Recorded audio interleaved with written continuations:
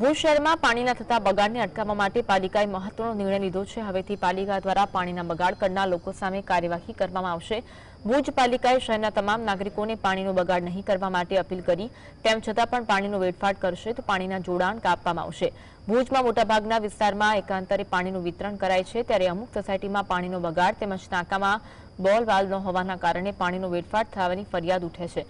ભુજ નગરપાલિકા water supply દ્વારા દરેક વિસ્તારમાં વાલમેન દ્વારા રહેણાંકોમાં ટાંકામાં બોલ વાલ્વ લગાવવા સૂચના આપી, ત્યારબાદ પાણીનો બગાડ થશે તો પાણીના કનેક્શન કાપવાની કામગીરી પાલિકા દ્વારા કરવામાં આવશે।